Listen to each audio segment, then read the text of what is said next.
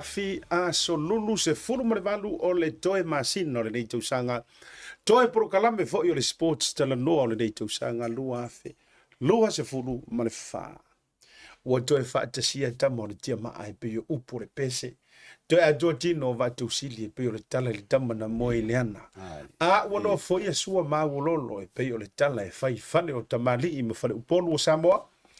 Ia awa lau whaafonga maua le nei vaenga o le fefi. O te iloa, e le imisia ua le wadi ia ua lewa no tau misia lungo le tātou porkalame. O le sports te loa e se whaapoponga whaai o le nei tausanga lua wherua se furu ma le wha. Ia, tau o onda le nei asiata.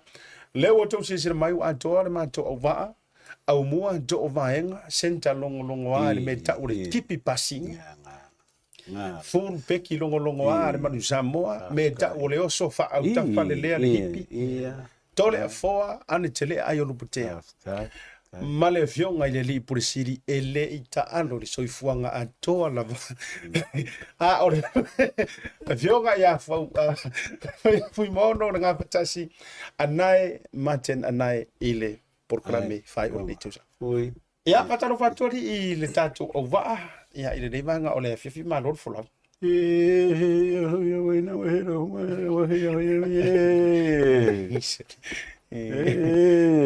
tena koto pe umane e ka karen mo ma le arrive on e malori e malari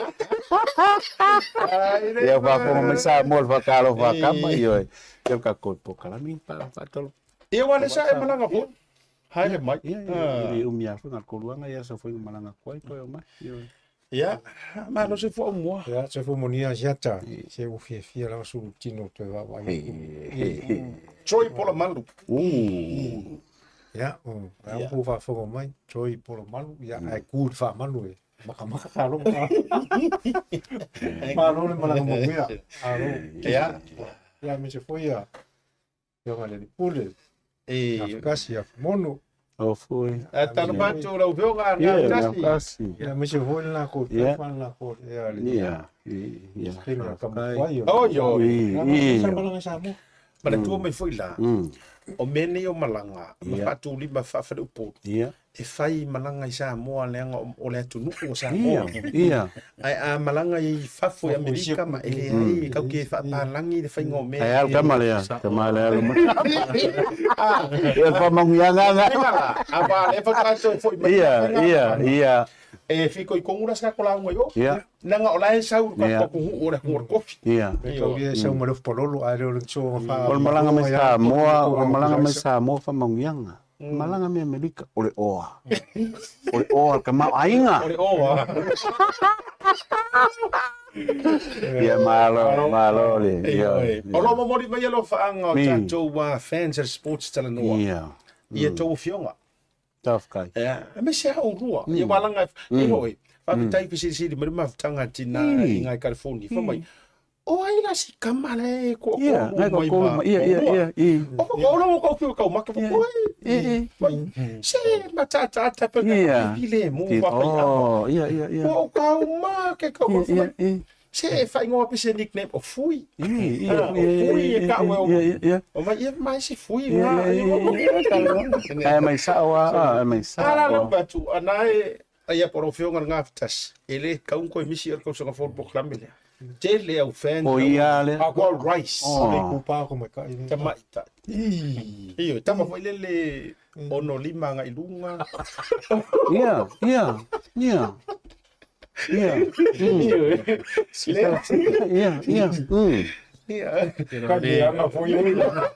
Aumo.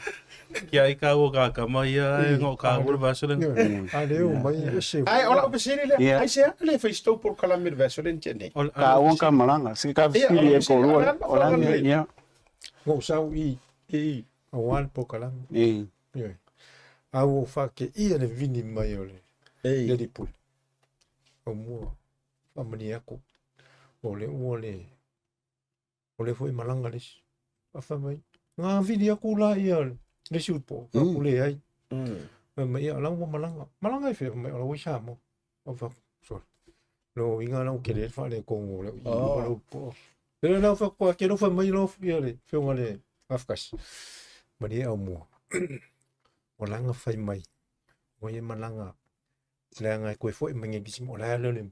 Si fe loi ka mai kira sa mo ma ave ma ro ka mai kira sa. Koe foi mai la ye nge na fu ye. Ko sa malanga ska tala ngalo. Ia ana ia lo binga lo tala. Ta te o siri de po fea. Po fea, pakai banyak au. Ai se ana. Oh, iya. Ele o kalian mesti. Langa wo kakalo mai nga fa sa wi. Vai fa ku ngangal fam kalanga. Ngo sawi I. Ai bili mai. Ai kanga le fukunga. Ava pe sawi. Ka won fero ai. Au lo official ngel pule. Ale lo mo mai. Le fa ngo kalkil lo po I. Po I. Se fai se local. No la po fe bueno. Ia olga yo. O le wo fa o mo lo fa anga on. Mafutanga tinai o. Ia ile fionga nga fatas. Ia. Mas foi lá ali o wa. Ko ia uia. Family tala di vai nga ia. Ia Aumua. Ka mai sole. Ele toi uma maso ia. Mas ele toi uma. E fai o maso a maka. Ia. Ko mal ke mo a maka. E si ma fine na ma peia o fale tuor fefia. Ia. Ai sa fa mai e o to. E ele longa ko pe. Lenga. Nga. Fa le mo wanga ku ngai ele longa ko ke pe ba. Ia. Ia fa kai ngai mo le melo fa. Ia. Ai o to ma wa tino tamano. Ia, tele tatou fancy o i America. O te noa tasile tatou sini tatou proklame. I think we need to take the show i lunga i tatou fans. E pese a o American manote. Kai mo vala udia. Mas to foi lá America e o live fai show fo i public show fo i invite the audience. Nada. La o ka ko ni usila le tatou te old school. E behind ni mama ko. America la i live show na e vala udia le audience. Ia tu ai foi tinam fa nau ma ainga. Ui amo. Mangule mo lunga le rate America. Le mo lunga le rate. Le mo lunga kupe America came in nei. Now. Al ko fa lava bookings. Mamisa umal case. Lai ma to pelan malanga le Oh. Ore pune langa te tauna yesa si office. Ai fio mai misa te teo. Ya. E pe ya misa nga o yare u ku fu ai ni te mi o malanga fa to misa sa. Ole au sei mingi ka au. O uli ya. Or many are very cheap. Okay, sanguichi for. Se fui, o sei se foi ao sei. Se só aquilo que eu uso.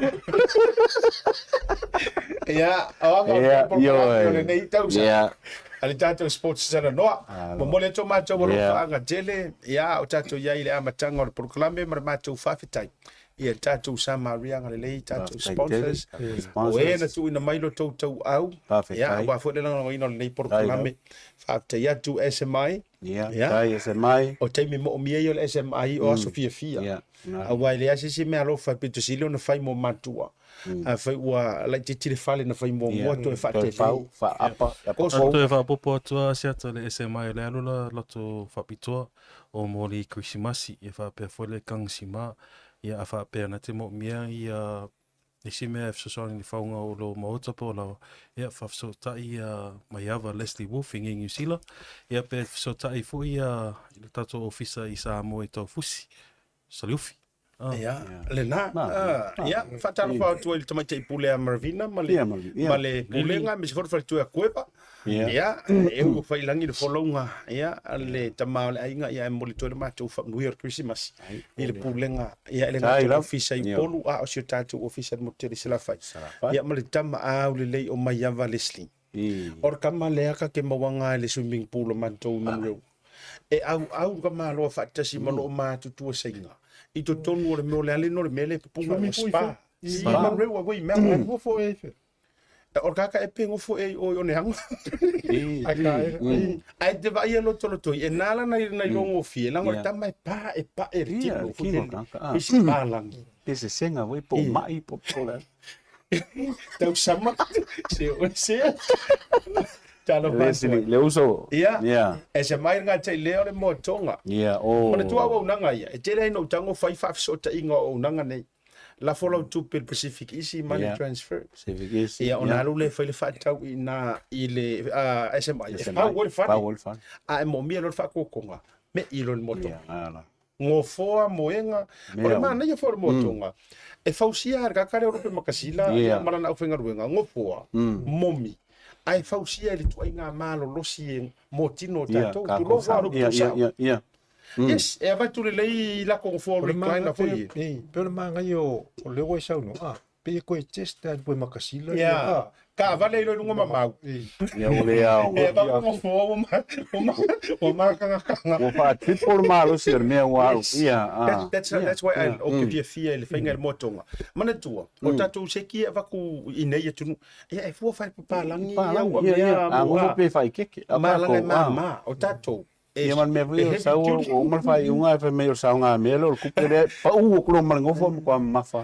Ele nga ka pole furniture siata o le makalango ma misa le pika le Samoa. O punching bags. O tackle bags o woman ko fa fo mai motonga. Yes. Man tu ai so se tu ai nga o lo. E foi ela tu excavator ma masingi foi ia mo le suaina fa maluina. O le anu la wa lu ia rupe makasila. Ele o coisa varia ele o coisa como mas se ela o computer e te sai me fai ngor me ka malo fai ngor tu ala me na wa o au tele ilo la man ole fionga ya fa na ba su fani e man tu e fu fa ya la un ngai lo to mai sa ya o ngai sila o maxila vale que sila mai ole causia ko ya le su ngonga wa ka mai er fai ngor la ale mela na tu sala la o ya mamau avatu i fo i mamau ia ele o to ele ia yang i fai rongo o la kala kai hunga tu sala le mela o ia na o le tu ai tu ale hardware ka o inga le faka staple o omi ai ko la o me rungo le lodi na a se upula i me software me o le programming mamau ale me i mafo fo o le o fo na siata so o le fo ko fa fo mo chaco packs ma o le ngone nei fo ina porque ngole nei o la ko chaco fo ila chesta ia me ia pe o le manga ia la ngal me mana tua o fo sai se fu ala o di o la manapa ia e fu wa li fo ia mau pe u pe fa pe se au fa yo le tau ia ona rap le ho ia nga fu nga resi punching bag eu al chaco le mo li maloko ka au nga kamanga ke o kai al manga e mo fa fe ko al ka manga ba kai ya e vai mo sila nga seki mau Io, kama siata ngal go fa popo ko le PacificEzy na ngal e fa ilo mai ele special o fenga renga io ele special Christmas el PacificEzy le mo lungo le tatou itulau o le sending ale i tupe i Samoa e se i astona te tasi uma le masina ni o te sema ia te lua se lauta la le manmalo o le si foi tatou sponsors a siata o le Seal Plumbing. Ia, e fiong foi a famo. Ai tau tira me ese mana tua le fiong ole to fa fai malo. La ua swa fal tuala. Ia tuala kama. Ia le uso. Ia le kamalo ki le ia Ellen Stowers. Fa talo va to fa mu tu le Christmasi ia. No la va. Wa kalu ko ala ka kalia. Wo ai wa foi le wa sui ia. O sui a foi le pe utau le inu public. Wa la le wo sa o pe wo sui. Na wo sui wo la malanga kama wo le nga ki kosonga ai fai. No to. Na kama. Wa na ba lu war ko wo sui. Fai foi le sui foi na tuala nga wo ye. Wo sui foi ko fai na ko yo. Il tulanga le wo. Le mio le mo wa ka kero mai. Io o tangata pe o tangata pe fo ni mama ele mama o le sawa wa mi o ye mo lo mo ia ava taro fa jule Seal Plumbing fo ile fionga ia maiava po le fionga ia fu mono ia man tuala so fi o so ni tele na fai ya overload le fonga ino fata ile tu low ma pai pa ia tele o no tau mafa wa ile sink over pa ki wa ia ku racing. Le mea poloka le mea. Ai laku nganga vilia namba kamalo. Ai au fo tangata lea. Po le are vilia ku ora ka ua. E sau fai kau le ua le mea. Ana sa wapunga mimiki e kamalo le mea. Alu va le mea. Feula kamalo le mea sau va. Ya, ai ngata lea o le tatou tautua mana o nanga le Pacific 40. Ma taro fa vata mana tua mai la afa pea nga o lo fiu ke ra fukupe e tele fa tu tuina tamala va tum fa nga ai le fa ka usa tango lo e fele vata fa tausa o ye noi fa le la tu pikiri oka po a uma tulanga mo aso fi sa mo Ia ma le Tasi Market. Tasi Market ya o so ngi ka ke mo mi ai tulafoa o aso fa bengi o aso vo le tele la ta fa taunga ai wo te tango atu le pari ki falo el Tasi Market ku awa e nana o fa ya tula kala o ya mo ma tulafoa awa tu watu fo ila tanga tala e fa tau o leva ai aka no fa o tane pira e pro e ale fu e wa o vai le lava lo tu pe e tali ai fodi o ile e oki ai le Tasi Market. Mele yo kana. E so e uma mai isi la le manguia. A le puke le ale ile mele e ka kamara. E o tole for fe au. E sili le manuia. O le ngeia me fa mangalo. E sili le manuia ole. Ia wa ka ule ro roku le au le ka ule ka ko. Varia no ki le Tasi Market la u po ia. O ko kongiro. Sunga rape ainga. Ya, Toleafoa. Fa jo por cara me ni manga le fiambi. Ale tautua le PacificEzy le masina toa sema ma mawai loa manoa te ono mana malo ai whailonga tupe whaase fulu o sau nia mo ana paanga. E lua se fulu whailonga mo Samoa, e lua se fulu whailonga mo tatou i New Zealand nei. Se ina whailonga se fulu i aso tona i o vai aso te tasi. Manatua o loa whawau pia le tatou whapitoa e nao le lima tana pia e whaonga ina le PacificEzy mobile app. E whaatino ai au tupe whamoboni mai lau telefoni whawe ai. Loa manoa fo le tatou direct transfer e tiposi mai lau tupe le tatou account. Ma whamoni ina fisili lunga le telefoni, ma whaatino lafo ina o lau tupe ai nga whapitoa. Mo le tongi no piliona mai, mo li pe teu tupe tu stupe i so se whare tupe mai si au nanga i Samoa. O lo mawhaina whatina ina ile au nanga ale Easy Pay. Asi mai roa i o tātu ofisa i o Tara o tāhu huma le taulau whatau i mangele. Pe wala au mai le o varsalau o tasi onono. Mo se la lata atu i ante oen. Pe wala le tātu PacificEzy mobile app. Mo le direct transfer. E whasa au ailu teimi. Ai misi o tangata fo i le pensini. Ia manuia tele kresi masi ma le tausanga fau i ainga umo Samoa. Mai le pulenga mara whainga renga le PacificEzy o lau paanga mo tupe whamomoli i Samoa.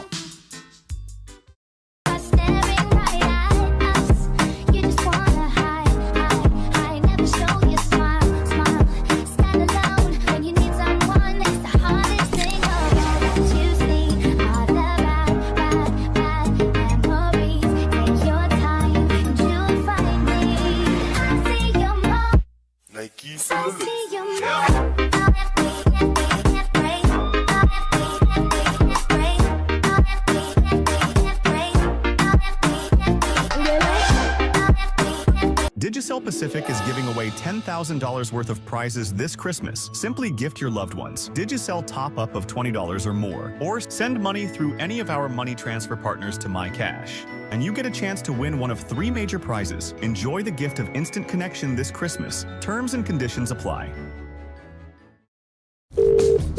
Seal plumbing. I can smell gas. I'll see you soon. Call Seal for all your natural gas and LPG needs, specialising in gas hot water systems and gas leak detection. I'll see you soon.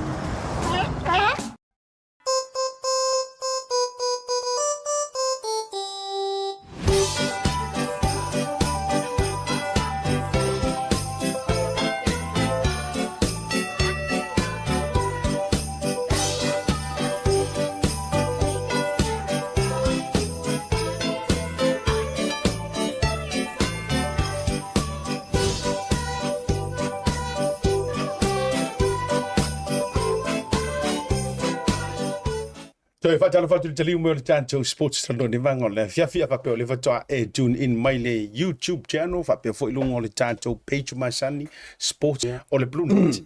Ia se tala no te si mai fa ngaji si di minute. O tanto sports talo o area o fo i vaenga fa taua mo tato e pe uta warusia ka ko wa mi Australia, Amerika ma Samoa. Fa na sa no mai anai. Ia, whaftai mara wano.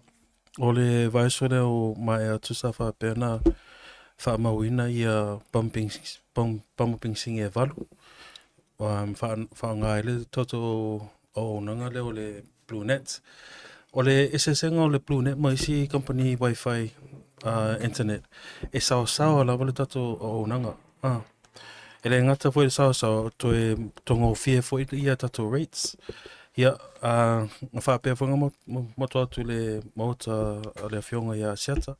Ia, e fwela i tue ngā whalela e le whale a siata. E se le internet ino ma. E se fwela le internet i tua. Ia, o le, the most important thing. Ia kusa le maa losi le internet lai mo e whale e tua. Ia, pārengi li lei. So, o le si fwanga, that's another service whanga le e se le le vava ai le BLUNET e whare leia. O le tamawhai lea ia so o male whanua, so o le whale o ola le tato internet.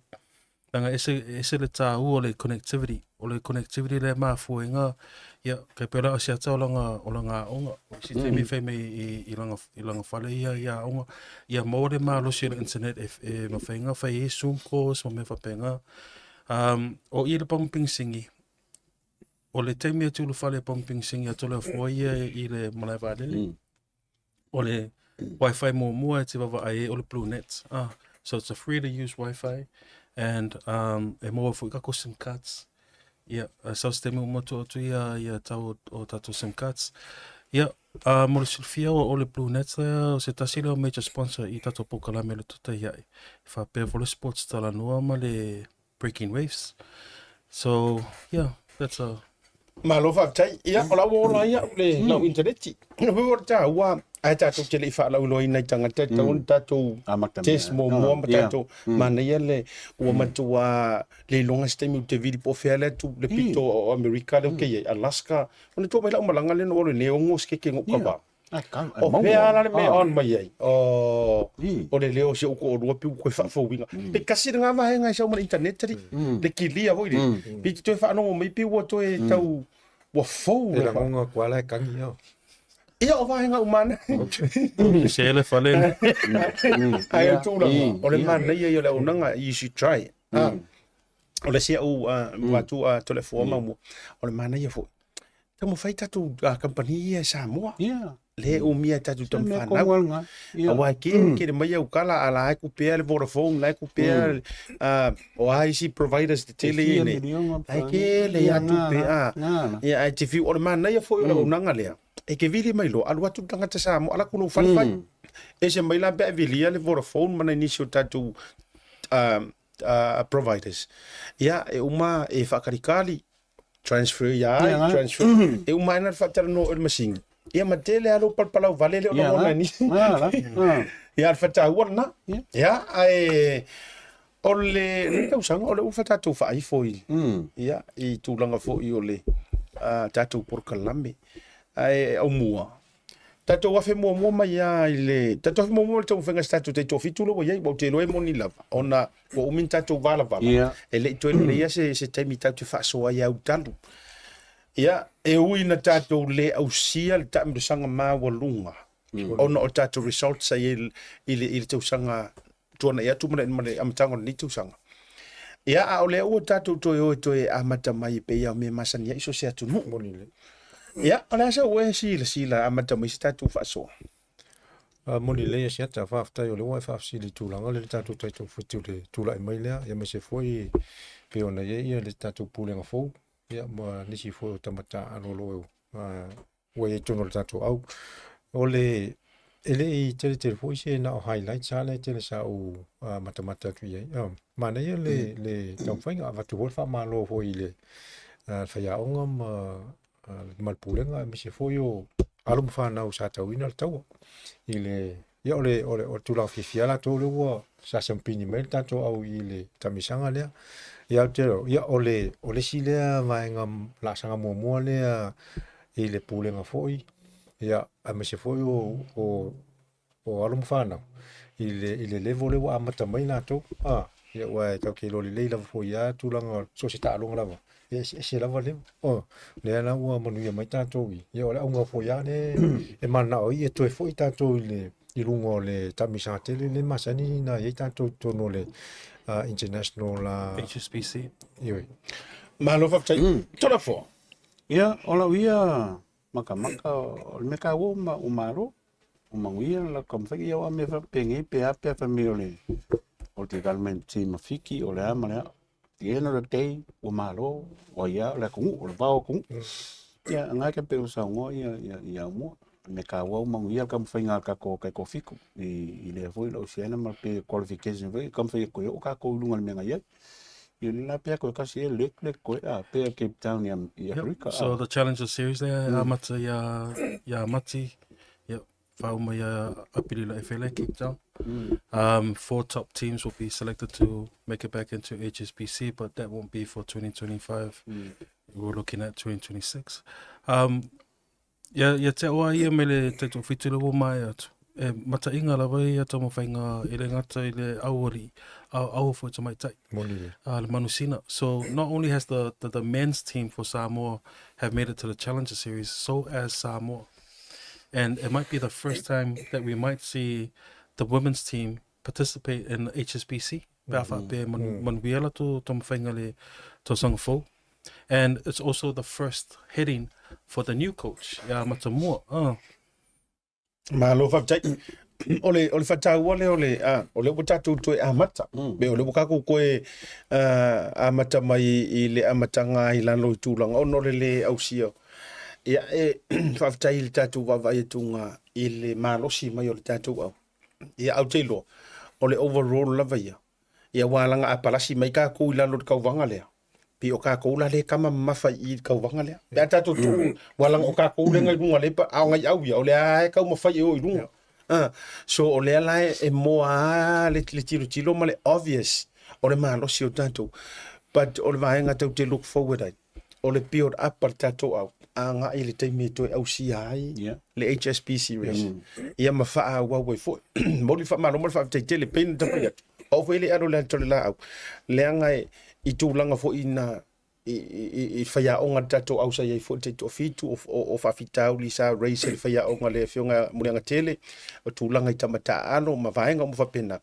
Ia, e mori wha maro mo whaatai fo I le whaia o ngā ua tūla I le taimile ne. Ia, I la naurua I amata mea I le toi tau mawhainga. Ia, all the best I le si tato. Ia, but we are looking forward. I le taimi tato ti toi au si ai lunga. Ia, ma tato fo lau waina. Mana ia tau whainga a Spain. Ia, o tele I up to date inisi o tatou vai o le tatou HSP seriously ia o ai o lau walunga le nei teimi ele whasalonga o lo ia ai o maisi tatou au New Zealand ma ia walanga pei ngā on kau mawhai vi I le tatou au Samoa ia ai tatou whaatutuana ia li au New Zealand o le tau te New Zealand o amani tau mwhinga le tatou o le pereki te tō fitu. Ia, le tali whafsilinga o I le tatou lera le tatou vai te meni. Ia o le au fiti le mua, tu lua ele au o Spain, tu tolu ia Falangi, tu wha ia South Africa, tu lima ia Argentina, ono New Zealand, fitu ia Great Britain, ia valu Australia. So outside of the top 8, we have Kenya at 9th place, Uruguay at 10th, and USA at 11th and Ireland at 12th.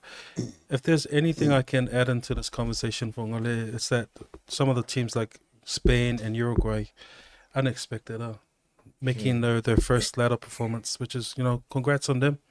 Finga winga le ngikausang. Malo, waptai, te role au Spain le na mana ia mai fo I tatou malanga le nei Hong Kong. Langa le ngawhai ingai fo le tatou au. E o le tau mwhainga tālonga pool games. Ia, o lo maintain lava ia I Spain le. Au tatou iai le tamirisa ai le lakapi.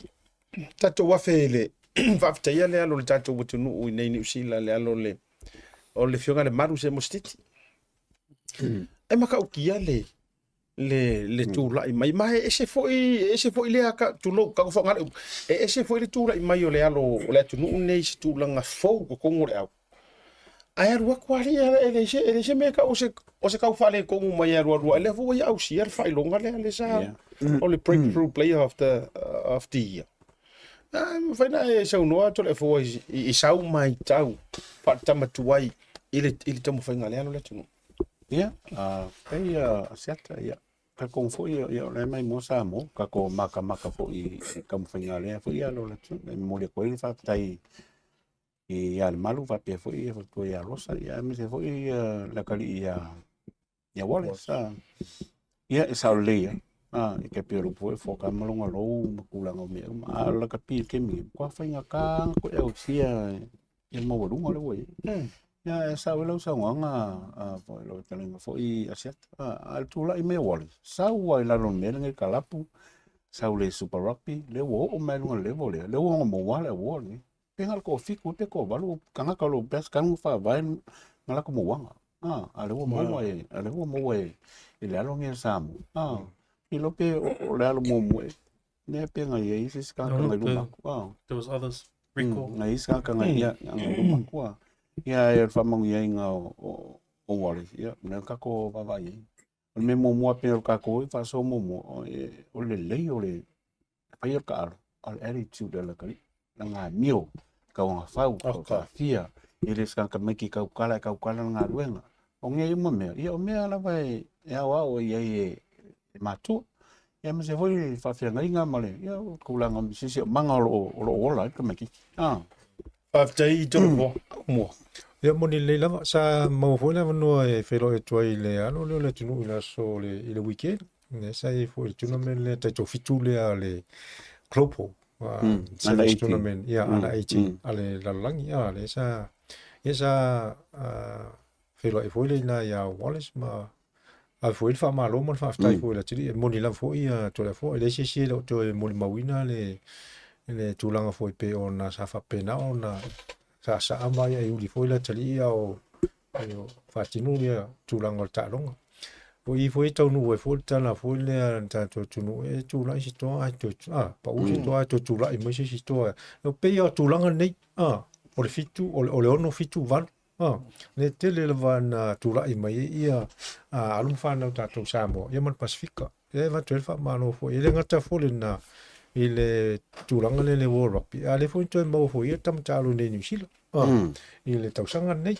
le pili New Zealand fa I ngol va solante at nei foi o ile u mo tam talo ia sa u tano ia Wallace o ana va me ia mato te talo to mata o to au te pole mai fa longo mai mato iwe sa fa ia Wallace po ngale inga ia au nei Ia. pa o mea ia Focus. pe ana ta o foi tola forma o e seta le ambio tamani le fai foi fatu salia le tulang fo ngale mole ka alo ele fa pefia fusu pefia E whapena mi o son tama. oi ele ai la e makua va ke le vala o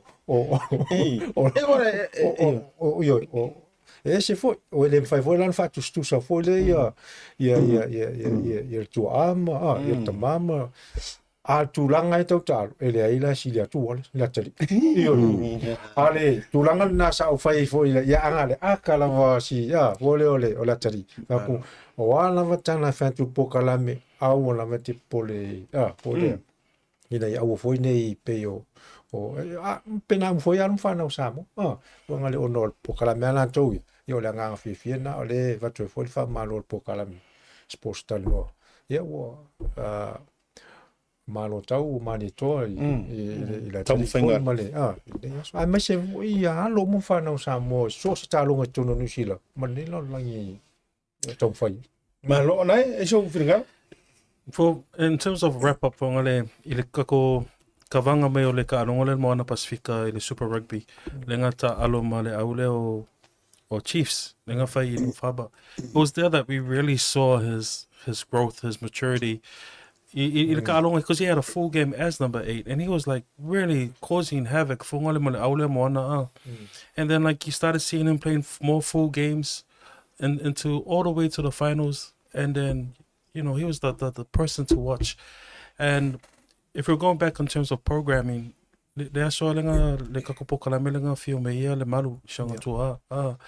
he said that story where he was selected here or wasn't selected for Auckland, but no Faba, and then the Chiefs. And then Mongole va so lenga wote atunei le sa ta ye le whaatalangonga le safe le Coast Collective. Yep. Lenga whamatala e se tasi fo i o tamatua i o le All Blacks. Kevin Mealamu. Yeah. Same path. Wasn't selected for the Auckland squad, but he made his Chiefs. to the Chiefs. You know, later on becoming a really great All Black. So it was really good to see Wallace rise to the occasion, and you know, all credits I como whainga le Atalipo le alo fo Samoa. Malova ole mafuanga ona ofisiri ile alo le tunu. E se ale ha America malea compare I tatou alu me sa ya isi tama Samoa fo. E o le like so le tali o le uso fo ya ori sa fia le time before popo fo pe na mawala vanoa ya fo le spare pe watu la famulu ia manisi lava and so on and so on e pe e fa lave au papa e ko ngwa vangoa ia ngai kamangi a le e ko kamale la tua tanga le mau fa tu ele ma se ko le ia mau ai har me tonu nei na mau le vanoa ai ulo ai ulo ko pa so e no Sa le ia seta ka kong foi penga fa ia elu kala foi ka vangi foi ka ko so ia malu ka kong foi o ke le o so sangia ale malu I songa kali il kala ngoa mal fa kua I kulanga e mo lo vango ma ka ia ia wala nga kel nga pensa ia la ko kong al full mingu ke sul nga mau wala nga start mo lenga ia sa nga sawa first choice ese mangi po vangoa e moa ia no ia mai koi mopo le la u ia wale koi mo ia le lava ngo o ia o le fau kua foi mal kala ngo fa al kama ia me se foi o kama ka lava o ke le se ngal mingal ku nga kama foi le mo mal pap kama foi ia kama ia le vel fa so ma ba ku fam kala nga foi la kali ale le o fa na u mal kali por fa longo mani turanga me No tu fa popo to le sononga a Toleafoa mai atu. So o risi o tamale All Black safa peana mo le whailonga le po le award le o le breakthrough. Sa mo e meo skara. Yeah. So le ma Rico Ioane. So le ma Will Jordan. Mark Telea. Yeah. Wala Sititi lo.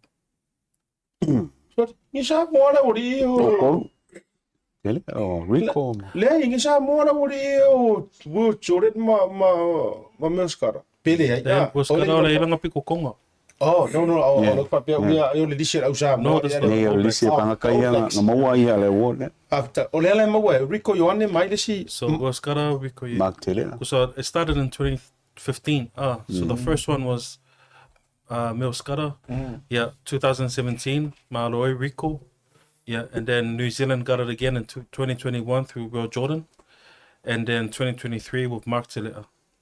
Aiolupo mo e wala sila kausangangi. The only difference between the other years, this is the first year. Over kumalko whānau mini, so it's a very tough pool to select from. Ailan me forward ko vai kula ye. He's the first forward. Backline o mala o ri e lau mai.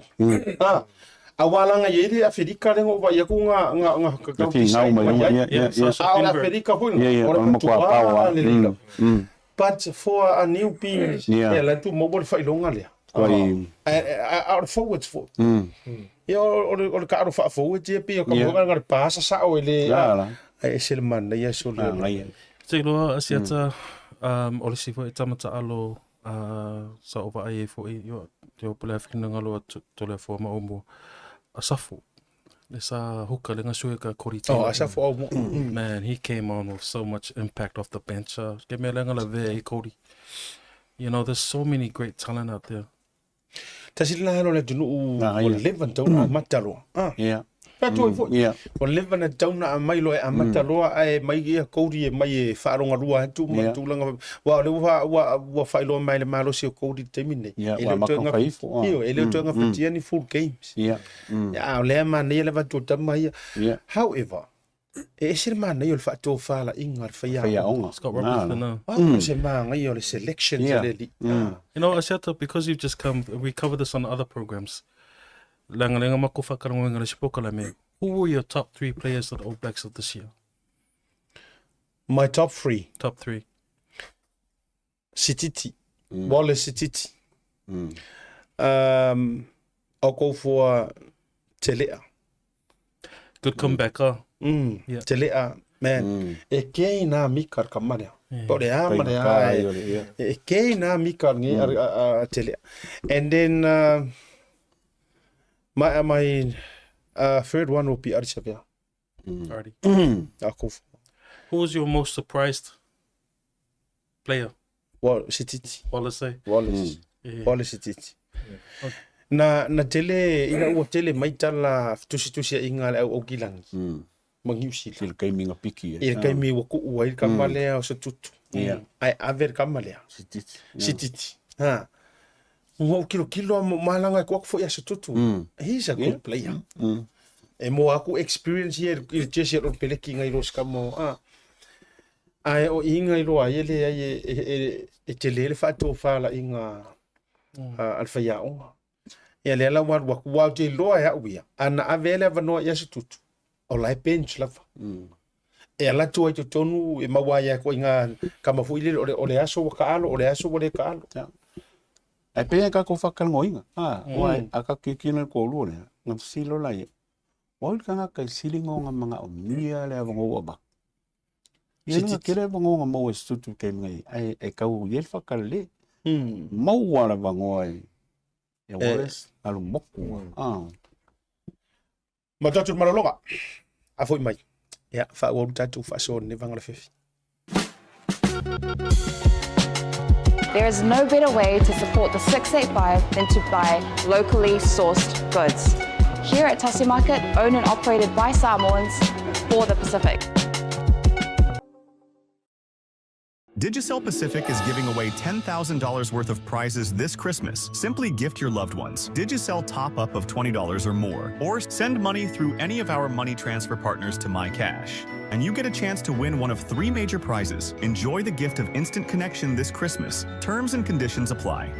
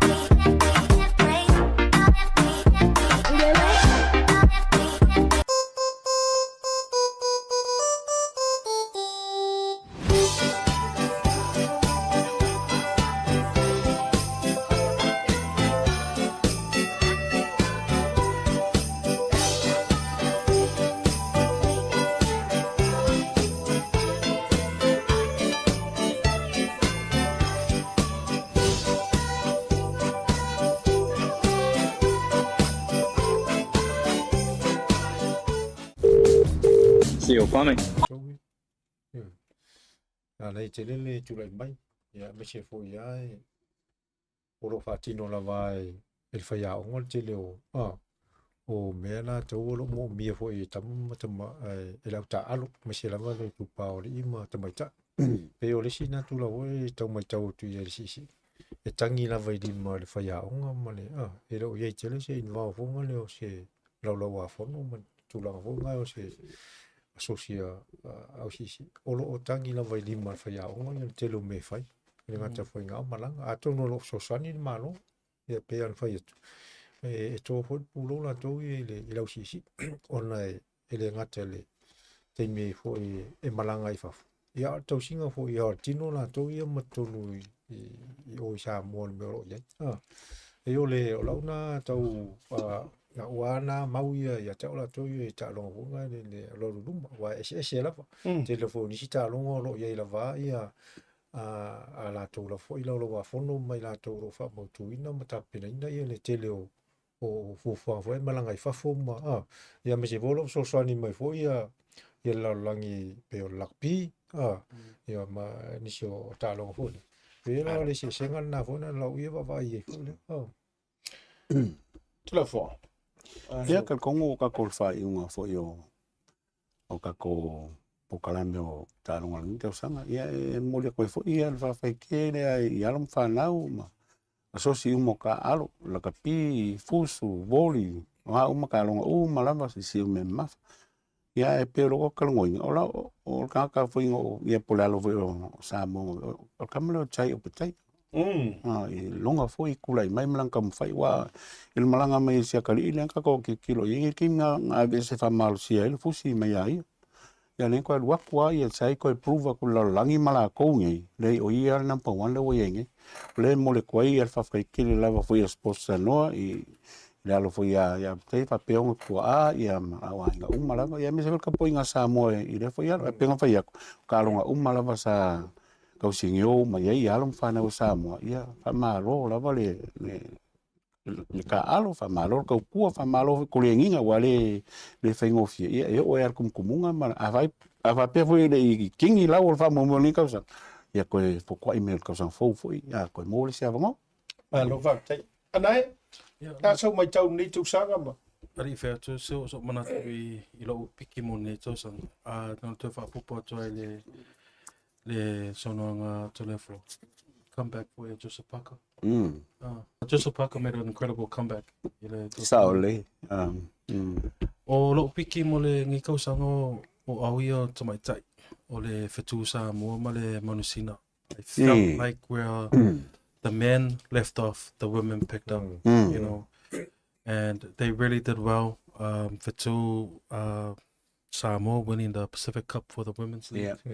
The Manusina as well. Qualifying for the World Cup and also qualifying to the what could be their first HSBC series.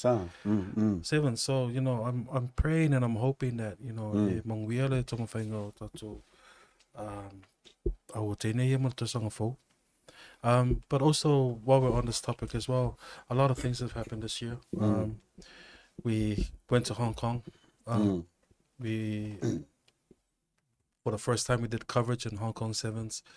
We got to witness the team play. We got to witness the environment. So Aumua. This year as well we lost Aiolupo worker. You know, ma faʻasoa foʻi ma le suga faafegaga ia mafala I le asa. Sa ia whamatala mai ia o tau taimi o le manu Samoa and how he introduced the you know, weightlifting to the program, to the curriculum at Rugby. And, you know, also this year we and also this year we lost another great rugby player, Rolangi Koko. And yeah, the rise of Wallace Titi. So it was another good highlight for me this year.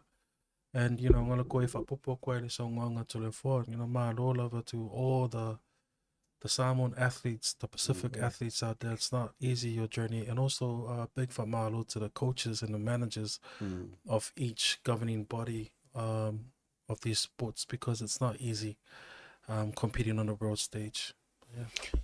Malo whaptai. Ole o auia. Ole mea lau o lunga au te mara tuwaile nei tausanga fo I wā uma. Ole le fio e se ole awari ia ma le poa na manu Samoa. Ioi. Ole mea mawon, ole mea matautia le na.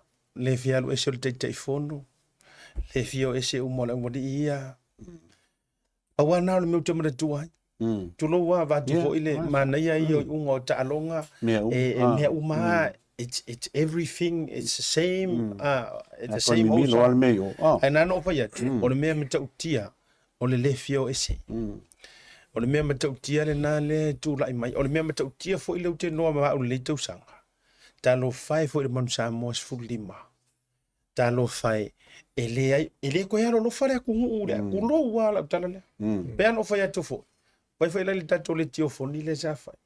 Ko fa la kala fa uma tato po kala mele la ngala la atali mai fa pe ia vai lo fa ele o nga sel tato po kala me tata lo ngoma ma fa manatu a ole me matautia ole le fiaru e ser ko ingale kai fo ia e me se o ana fa o fa o tau sanga fo ila lea ai ronga ko fi to ni se sile au ku lo le au pele e lo to male nganga awa foi la polea ko va ku o le coach pe tu te sei tu foi al coach al pele ke va ko fa coach e ka si ale la por ka malo kilo ale ave se ale vai So ole vaenga na ile ngalo ya ole ni tausanga. Ai. Ai ole fa ma ile te lo le foi la tatou tu ta pena e spread le tausanga fo. Ole epidemic le. E o te whaingoa ngai uia it's an epidemic. Awa wa tala fo ina inisio no faʻasoa ai au nisio le po. Ele me se whainga. Ele me se whainga nga avesea ia te fono. So na pauna al vaenga luta mana tua. Io. After you set. Mana tere tulanga le o sau no set. Moni le lama lo fio. Lau taringa le vat mala. Lau tere tulanga le o etele yo me le foi la mo Teo titilo tu nei le whai unga tausanga nei a masia tula I mata tai tō whitule. Nei le whisili lo mawhauwhau. O nā tō fo tonu le po. O whea sa i le company lea lea ufo atu pene taimi le sa i tai tō whitu. Wa lea le po le company insurance le le o le whisili la. Wa le inwa foi kako board members ko le company. O whea sa ko iai ale sa mga mia fo ka fiku is ka usanga ia ni ale o vai ni ole o tele ngala ko patu pe na ma sponsor ia au le ole la ka o kilo ko I pe isi le la ka va vala mai na ia me sa tu lai mai ia ila to ia sa fau o me pa tu langa fo tu lai mai fo e ole uso tu na ia tu le le o ko vai ni Ole la ila ofisili le fea. O fea la sa ia le. Nei Moto Nations. Nei Moto Nations. Ale sa tau avi. Ale sa tau. A fea me sa ia. O le presikenge o le yungi. O le fo kongo le port. Le fo inva kongo le kapangi ne ingi.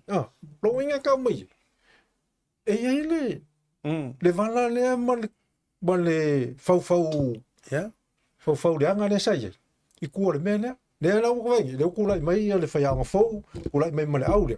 Ya le o palasi ia na ko fa mongyanga ia. Mai ia la ko o fesili la. O fe sa ko ia ka usanga ko ngofo ma ko so soangi ai le au mai ko ngora. Pe la ole tulanga lana. Po fe na la fie. E ko ka unga mai o ko ia ma ko me ko ke faia. Ioi. Ala fesili va tu no so no nga Aumua. O mo dis ka ko CEO. O mo ka ko po le fa sa lau ia va no CEO mo le HPU manager. Langa fa si o mi te to sa ko ta po kala me ele La fkai ia sata aku e uma kali pui. Ia ngau fa fo mi Samoa ia. Ia sata pe foi Aumua fui au ku sa o ia ko le America. Ka fa mga ko la uma ka sa ngei. Ka sa nga fo. Ya. Tengo fie ia. Ngumela ka silua ko lu fa. Ia pe kolima. Ka ko ngofie. Le rate e alulunga. Fluctuate foi le ale ma walunga ke minge fe ngofie ka ngofie. Le va de puk foi. Ma ko vango. E o ko e ka ngofie. Mai le foi se mafa. A ko foi nga foi fa fonga mai pa kele fa fe ngai nga la ko me. Ya. Ngai e hotels me fa penga. Ya le foi ngofo me. Mai ka ko poka ka fa sanga e makulanga i me. E ngofie o makongi. O le la, o luinga fam kalanga e fai o koi ngi po kala me ni kausanga. Pai lo ma ke fio ko nga ka ke e kali ko e le ma ko nga ko ke manga ma to te watu. O le la wo fa pe ko fe ma sui o fui ma seta ma umo. O le ma ko wo aku. E kali ko manga. Ya. Ale wana nga o lo te fe. Fui e wa tang mo ka ko CEO mo le wala nga pe ele I fasara la ua ke le e se faya o ngar man Samoa.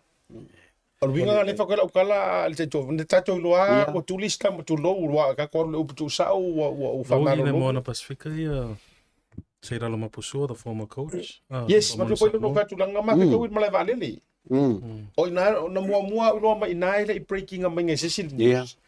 O le la ma faʻasoa wa to e masi mai so nga ai ngai la so le na matu pero in mala vale. O wolo ko ro kangi singa ma Talanoa ma stama ma tu wa I ese lo va ai tu pe le heart broken foi le man tu ko le nga sa o ma me ngai ai o fai sa ole to o mai ma tau tu ai ro le ele tipa jai lunga na arrive ku ai le va nga na le no tu lunga na ma ai te o musu mai sunga de fai o nga o va sa mana ia o le o ma wolo na vanoa Afrika. I le moana Pasifika. Ia muri pe ko rueva ia so vai wa mai lunga le hero ma ale na wala va no Talanoa. So faftai le tua faftai ia faalongo faftai pulenga moana Pasifika. La lau ke lo le value work kale. Saule. Ai le o lo ka ko Samoa. Le nga o lai kumu le au no value. Yeah. Yeah, ole tali le City. Do I know if there's the new CEO? Well, the truth is, yeah, Tulafono or Sauno Tunai Uso Matuia. Anymore, may I say confirmation of who the new CEO is. But you know what we do know is that it was so disappointing this year. The Aiolupo Manu Samoa, Aiolupo. Like we saw all the other countries, Fiji, Tonga, even New Zealand and Australia having games at the end of the year, and it was, you know, would have been nice if we were there. But hopefully for 2025, that we see change within the Manu Samoa, that we see progress alunga inuma instead of seeing the normal status quo. So ai fa matau wa mai public ni swafo ila to olo apala ia I positions nei le mo mai ni swafa ile tulanga le sio e ta o te tulanga le o e te fa fsilia siata ele le foi lo to e fa un mo tulanga le o te mineo te cha lo taringa fo le tunu po feo ye le tulanga le pe ana le foi sa ta o fo le si tatu po kala mitaro ine ya le la vasa fa yatu na mo fa sa lo si o ai muri fa ya a le mo fa ya a le la vai mo se si o ai sa tatu valo ia ina fa ya nga yo mana tua ile se uma me ka ko faʻasoa le ma se me nga se e o kuringa o mase uro nga ka ko faʻasoa uma ia ile tatu me uma nei mala palaia ngal man rudi ke no le va wa le lor pin ngang kongi ile nga le la o te ta o fo la le meio apala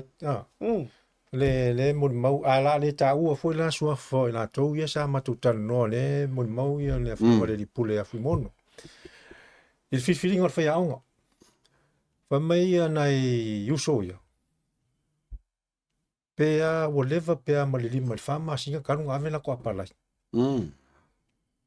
ai fa ko a longo mai na to fa mai e longo mai na to a ri sia so fa sa lo mai le fa ya usa longo mai la ko le i le pole aso ka ya a ri sa ka ya sa u mo fa ya a fa mai ka whatever ave la ko apala na o lo mai ya u ia fa pu monia le Aumua anae ngo loa le next fa ya tulo o tune sa lima o se tangata o se wo o tune sa lima tama fo o mote se la fai e leva pe ka ai ya tia o le system e fa le anga le va ka ngaka it's the system and I hope left afoga mai sunga fa ya onga process ka mai fa i me ka lo inga langa le o se e mai i tune e mata bua i lungo o ko e le se ka ko option we have to support the guy we ka ku but it's how the system work mara what i ka process fa i me le ma fu inga le anga i fu le o ka ko va ka ngaka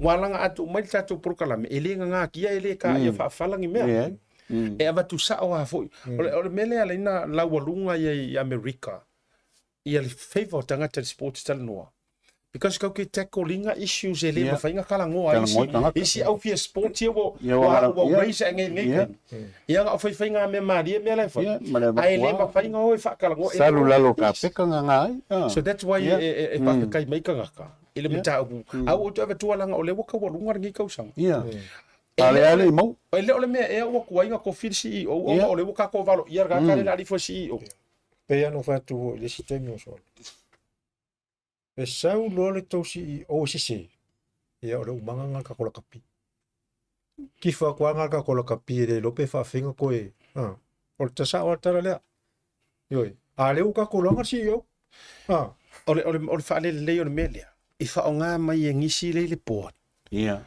ia ngai CEO mangai ka mafanga o se o mako ngu isa lolonga.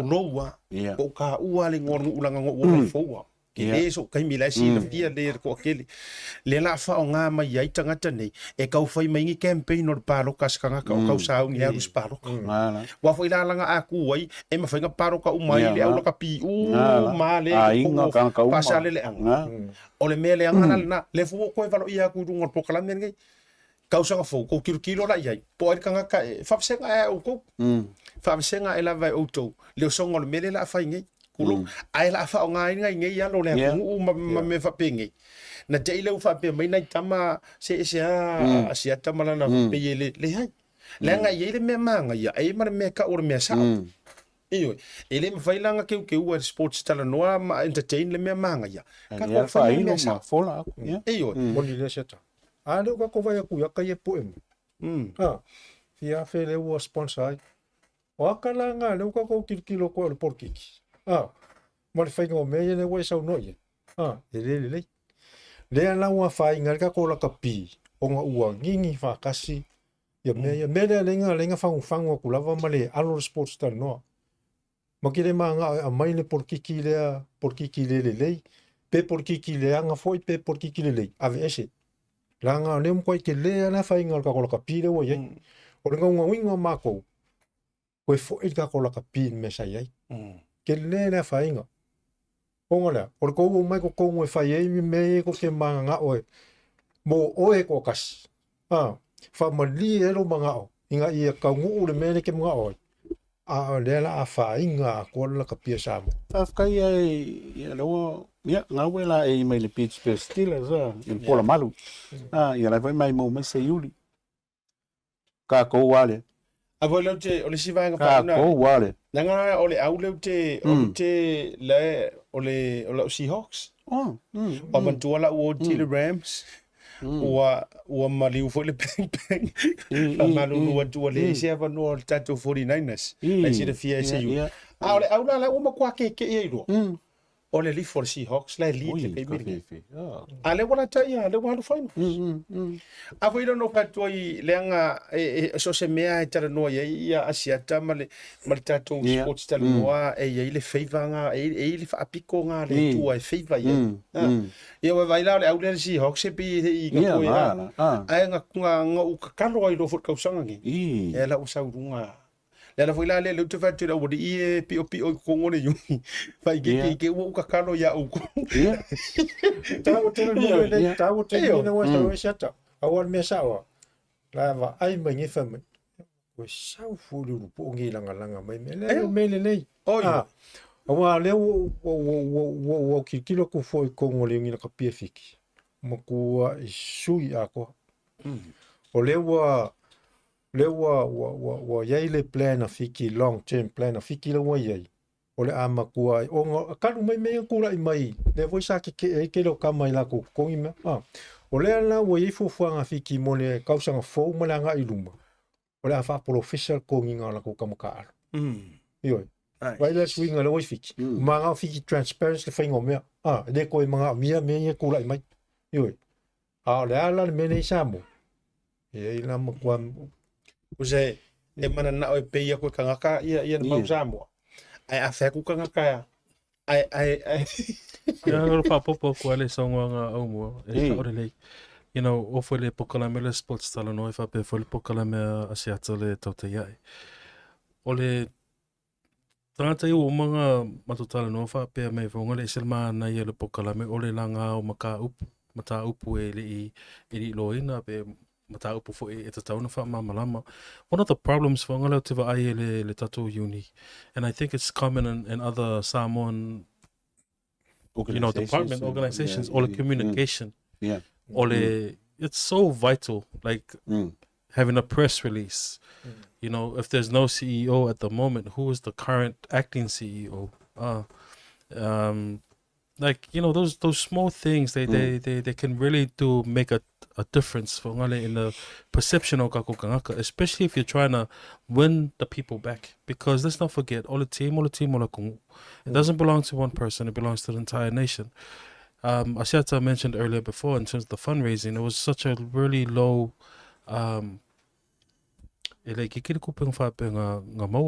so if we're looking for 2025, we need to start doing things. alofangia atu e tanga, you know, so that there's love for the Manu Samoa, so that people would contribute when radiothons are announced.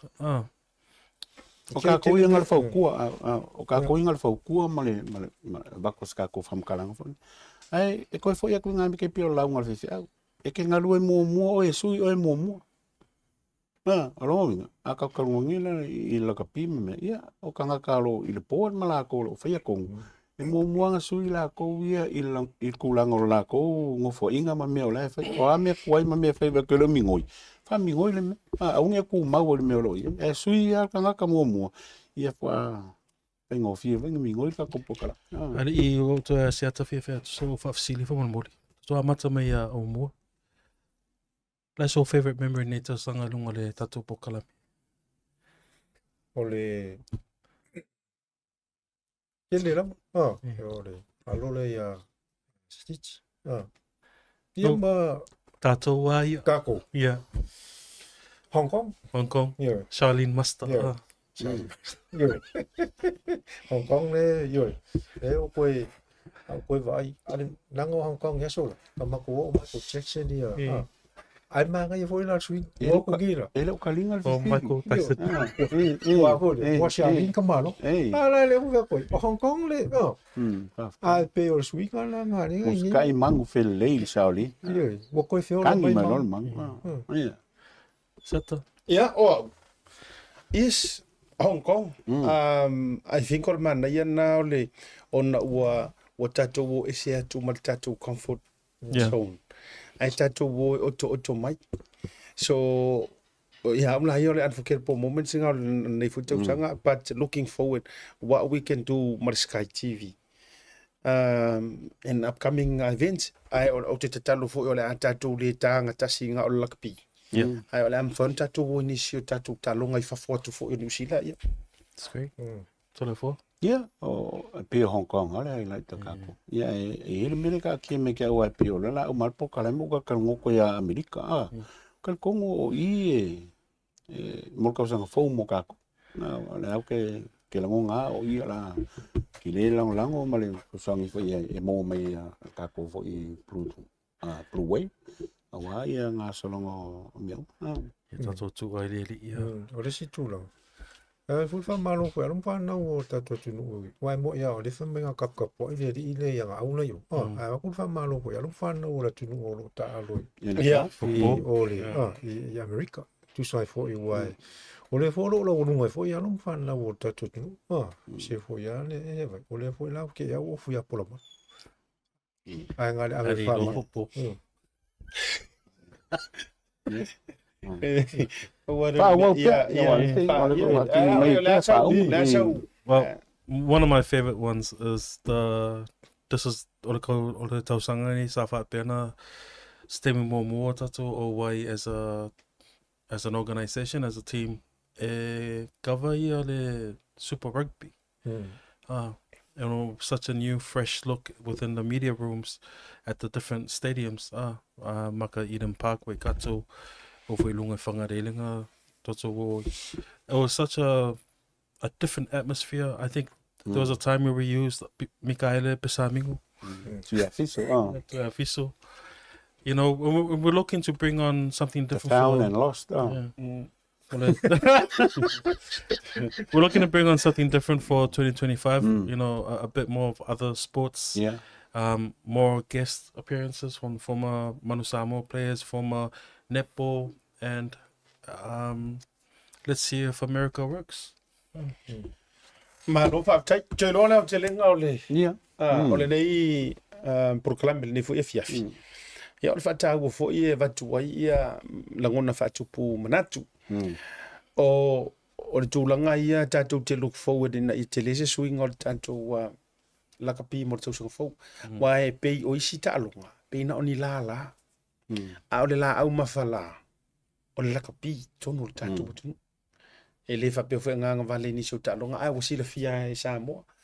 A whale kongu mai le soka, a whale kongu mai kirikiki, a whale kongu mai. Pei e le ngungulu le ako.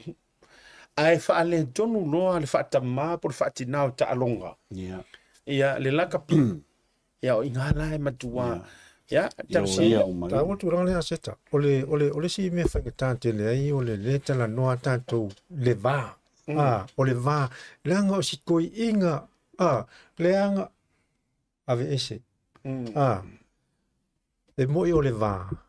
A fa pe le ole lei ona tausi le va ma moni le alofa. Ole. A ole fa me. Ia se langa koe o si koe inga, koe o si lomu ko o whainga ka, i o maka la vai o lea, Put the country first. mea sao. Yeah. Whai le mea sao. I le au mai i, se kako kūlanga, i le au mai i, se kako whaleuso, i le mai i, se wha ainga, se langa o si o anko le ai. Po le are kūlanga i kei ai. A le ma wha maungi. Le ai na. Kako whaire me inga ia manguia. Ia ka loe ngol kako po kala mumu. Ia ka kongo fo ie ako kako fa manguia ngai. I whaia onga fo uma o ka ronga ese Samoa, i Samoa, i Usilangei, malalangi ako. Ia ko mamanga. Awal ko kulai mai. Ia ai bakfoli ke me bakoi ma ko manguia PacificEzy ngai alo fo ma fa ngau we wa. O uma la ko kaupua. Ia o ai u fa malolo. Ia wa al fengo fie nge me kala ngo a ke o maku nga kanga ngalo kwala i. Kai pe o sunga ya va vasa. Langa kulai mai o le fia ongole solima. Ia va pe fo ia mulianga fata prime ma ile ka kai kofik. O le siva ngai vatu le fa malo au mantua. Congratulations ile sunga ya Kevin Melamu. I lona tofinga fau a vea ma Tasi Committee fa foi le board members al Rugby New Zealand. Skapu pat. Ia ngala. Wa makanga o kama ye ko. Ia ngala. Wa matana ave se maile au computer ai vatu tangata ile sa. Ka ele makama ia ngala. Pat fa tai o se matati ala walunga le. Le wa au sia fo ile le ano le tunu Kevin Melam. Ia tūlanga fau ile o te tonu le support member ile lakapi New Zealand. Yeah, there you go. Ta o fo ilale le yo va so ta va vara lata o ia tatou tama fa nau tonu. Ya tonu le atele ni sia mano. Ya afinga ka. Pe ona se no se yuli te sapo. Ale fire me ta o clean slate. Ale kili ninga na olunga. Ele fia tongi aso ele fia fisoso. Yeah. Pau ga fa ko ka mekila milionge America. O fisiri mo ala le purpose. Ya sia ke ka ka ya o ka ko nga misi usinga funding le fa ala wi lo. Ya o ila fia fo. Ai va tu la ro ye mo mianga e fo le management le port. Ai va ila ka fa mai ya se Tesla ka mai. Po le ala se le lei mai. O ye le longa jet. E fa ana lo tu fo ia le alo to mai ta ile tu la i mai parlemene o Australia. Ia si fi fo i Toleafoa. Ia o le alo le sunga fa feringa le to ina ne ia pokre. Yo o le alo le o pokre fo i sai tonu fo mam sa mo to fitu masulima. E va to fo ile fa time fa monia fo ia. Tono parlemene Australia o le alo le sunga ia pokre. Le alo to ina nei le fakasai o i malpone. E va to ile fa time for sports Talanoa fo i lau sunga to ina malpatua me se fo ile ia ai. E tu sa fo i maltula mai fo i ole o si ona alo ile. Ile fo i tulanga tofi mo luna fo i tono Australia. Tauruanga matou programa le manga le fef. Patur matou fa manuiang ngau PacificEzy. Ya, mai le fionga le pule ya nai. Fui mono me se foi ia o le uso mantu tu nei o tanto sports Talanoa tu lo suafa Aumua me se foi. Ya le fionga Tulafoa. Matou fa manuiang tu le PacificEzy. Ya, maua se ka tau so fo manuia masao le mo le lo for tatu tapausi lang. O le fo isa fa fonga maua le nei tau sanga le sports Talanoa. Ia o se upu fo i wale tau tabali i ma pa o papa i lau whaafonga mau. Ia toi whaafo i mai ia mantou polokalame. Ia poto fo i le tau tai ia le ato fo i atu liuro na va. Ia o le ase au ngā o le ase le lei ia whai mala e o le tātou wanga i luma matulanga. Ia o se ua whaalanu mawe ave au wāre manuia o le tālonga i tono si o tātou watu no. Tātou whira i tau sanga fau. Ia, I le anga lelei o le tua, o le a whaeloa tu lava I lunga o tātou prukalami. Po o a whea e joy resume mai le tautua le tātou sports Talanoa. Ia si ave foi holiday o le fionga ia Aumua ma le mafui. Ia se i o vai tamaiti tu lava foi ia tunu ese o lo iai. Ia, ai te rona pauna te iwo ise se fia sa noa. Ia, taurunga tātou whiro i le tausanga fōu. Wish you a Merry Christmas. Happy Happy New Year, Samoa. Ase voina, mo le fia fi. See you coming. I can smell gas. I'll see you soon. Call Seal for all your natural gas and LPG needs, specialising in gas hot water systems and gas leak detection. I'll see you soon. Digicel Pacific is giving away $10,000 worth of prizes this Christmas. Simply gift your loved ones Digicel top-up of $20 or more, or send money through any of our money transfer partners to MyCash. And you get a chance to win one of 3 major prizes. Enjoy the gift of instant connection this Christmas. Terms and conditions apply.